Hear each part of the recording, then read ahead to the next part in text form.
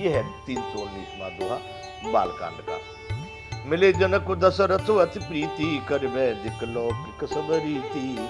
बंधुओं, वैदिक और लौकिक सब रीतियों को करके जनक जी और दशरथ जी बड़े प्रेम से, अति प्रीति, अति प्रेम के साथ दोनों बैठे, गले लगे दोनों एक दूसरे के, मिलनी हुई। मिलत महादो राज विराजे, उपमा खोज खोज कबि लाजे। जब दोनों राजा एक दूसरे से गले मिल रहे हैं तो उन दोनों राजाओं के लिए उपमा लोग सोच रहे हैं कि ऐसे पहले कोई लोग मिले थे, ऐसे दो राजा वो थे, ऐसे। उपमा खोज खोज कबि लाजे, लज गए, शर्मिंदा हो गए, लेकिन ऐसी उपमा नहीं मिली कि समान प्रकार के दो राजा एक साथ में गले मिल रहे हो। लही न कतौ हार ही मानी, इन समय ए उपमा और आनी। दोनों ने कहीं पर किसी ने कोई हार नहीं मानी। दशरथ का अपना जो है स्वभाव, अपना प्रभाव, अपना जो चल रहा, वैसे ही जनक जी का एक से एक उत्तम है, कोई कम नहीं पड़ रहा। इन समय यही उपमा और आनी, इनके समान तो केवल यही है, बस इतनी ही उपमा उनके हृदय में आ पाई। सामद देख देव अनुरागे, सुमन बरस जसु गावन लागे। समियों का मिलाप परस्पर संबंध देख करके देवता लोग बड़े प्रसन्न हो गए और बंधुओं आकाश से फूलों की वर्षा करने लगे। देवता लोग प्रसन्न हो गए दोनों को समान समझ करके, दो समान समियों को देख करके।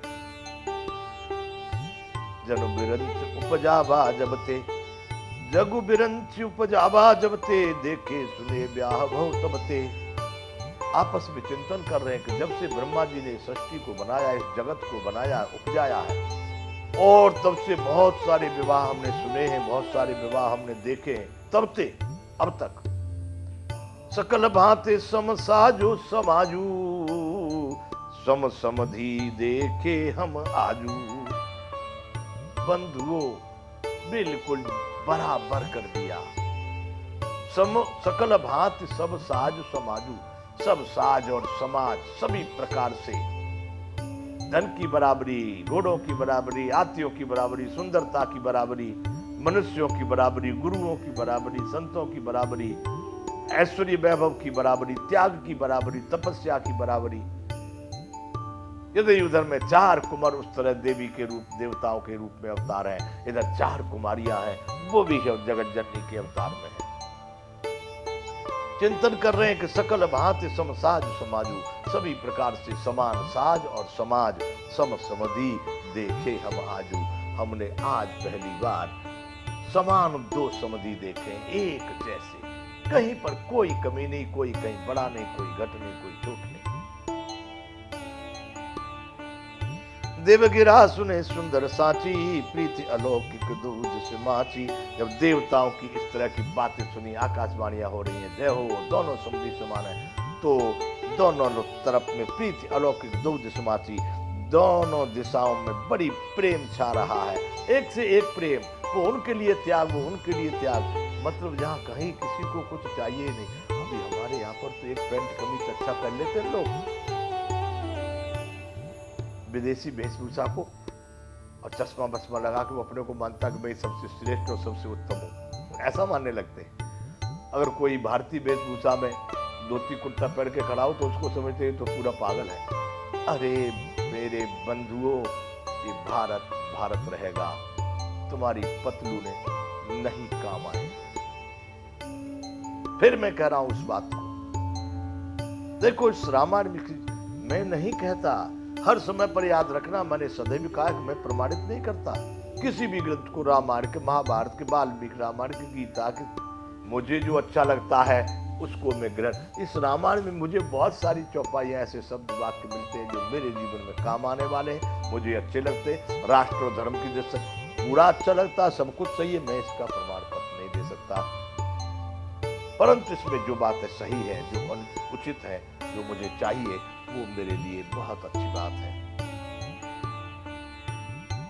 देव गिरा सुन सुंदर साची, प्रीति अलौकिक दूज समाची।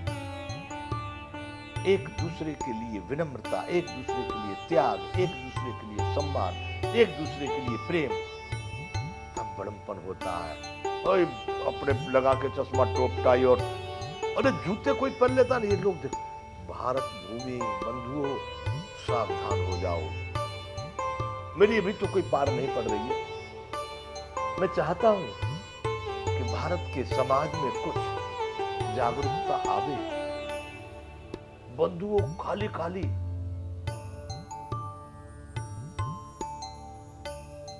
घर में नहीं है दाने और जो कहते अम्मा चली बुझाने।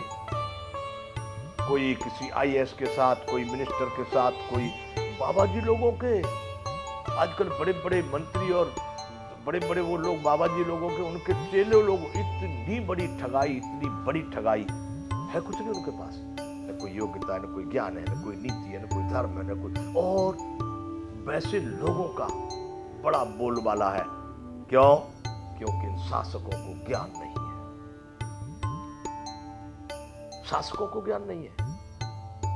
ऐसे कमजोर, ऐसे लोग, ऐसे ऐसे, और वो संत नहीं है। संत को भजन करना चाहिए। दो चार के कभी नाम लूंगा, अभी नहीं समय ऊपर नाम लूंगा, जिसको शासकों ने बना रखा है। तोते तोते बोलते हैं ना, हाँ भाई बोलो जय राम राम, तो बोले जय राम राम, राम राम, हाँ राम राम, मिट्टू, हाँ मिट्टू। वो अपने द्वारा कुछ नहीं बोल सकते, और उनको भी ज्ञान नहीं जो संत बन के बैठे हैं। अरे बंधु, वो पिता, वो गुरु, वो संत कैसा हो सकता है जिसके पुत्र, जिसके शिष्य, जिसके संत, जिसके योग्य हों, एक से एक अच्छे बन चुके हों, समर्थ हो गए हों, वयस्क हो गए हों, और फिर भी वो अपने उस पद को न छोड़े। पकड़े रहूंगा, जबरदस्ती नहीं छोड़ता उस कामकाज को। धिक्कार है, छोटा धिक्कार नहीं, बार बार धिक्कार है।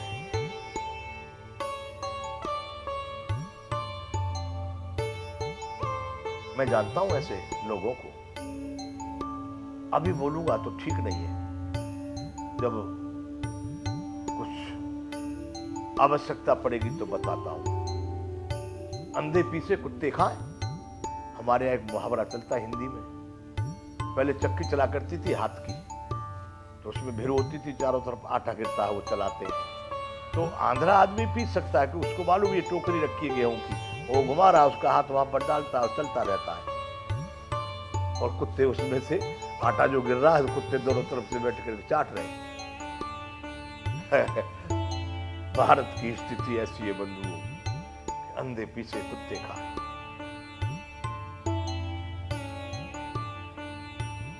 समझदार यदि होते वो शासक या वो संत के भेष वाले या समाज सुधारक, या तो ये ऐसे पाप कर्म नहीं करते। पाप कर्म का मतलब बंधुओं जान रहे हैं, झूठ, फरेब, इसका दंड कौन भोगेगा। यदि इनको ज्ञान होता तो इस तरह का ये फरोग न करते, इस तरह की चाटुकारिता न करते, इस तरह की चापलूसी न करते। मैं जान रहा हूं कि ये लाल रंग है और सबके देखते देखते मैं नहीं साहब सफेद है, सफेद पाप नहीं है, इतना भी पाप है।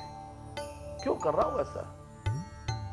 तो ये सत्ता के या प्रभुता के या सम्मान के अनेक प्रकार के इस तरह से जो भूखे लोग हैं, ये धर्म से बिल्कुल भूखे हैं, इनको कुछ लेना देना नहीं। बंधु, ये बातें मेरे मन में हैं। मैं राम कथा करने वाला व्यक्ति नहीं हूं। अच्छा लगता है मुझे रामायण पढ़ना या महाभारत पढ़ना या गीता पढ़ना या कुरान पुराण, कुछ भी हो मेरे सामने मैं पढ़ सकता हूं उसको। रामायण एक काव्य में है, गाने में बहुत अच्छा लगता है। काव्य तो वो भी संस्कृत का, संस्कृत हम पढ़े ही नहीं, पता नहीं 6वीं तक पढ़े कि 8वीं तक, सो भी तब तो ज्यादा बोध नहीं था। ये देवनागरी लिपि में, हिंदी भाषा में जो रामचरितमानस है, इसमें बढ़िया राग की चौपाई है, मुझे अच्छी लगती है। लेकिन मैंने कभी इसको धंधा बना करके कभी किसी को नहीं सुनाया कि चलो इससे धंधा नहीं, अपने अंतःकरण के सुख के लिए इसको पढ़ना। लेकिन मेरा कार्य मनुष्य का संग मिलाए बंधुओं, और इसका मानवता के लिए उपयोग करना, ये तो निश्चयात्मक है। अब जो जितना उपयोग कर पाया। कभी कभी लोगों ने उस प्रभु कृपा से पाई हुई अपनी सत्ता, अपनी सामर्थ्य, उसका दुरुपयोग किया, उनकी स्थिति बहुत खराब हुई, और उसको प्रभु कृपा को पाके जिसने सदुपयोग किया, वही संसार पार करके गए। लटक जाते बंधु बहुत सारे। चलो आज हमारी कथा भी वहीं पर है, आगे बढ़ाते हैं। देव गिरा सुन सुंदर साची, प्रीति अलौकिक दो दिस माची। दोनों दिशाओं में बड़ी अलौकिक प्रेम है। वहां कोई किसी को अहंकार नहीं दिखा रहा, जबकि दोनों के दोनों समाज पूरे हैं।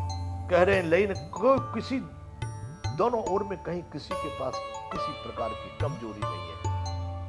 दिखा सकते हैं हम देख लो लड़की वाले इतने सीनियर है, वो कोई नहीं। कितनी विनम्रता, इतना त्याग, इतना प्रेम, इतना वैराग, सब के सब इतने विनम्र हैं, पता ही नहीं लगता उस प्रेम का पार नहीं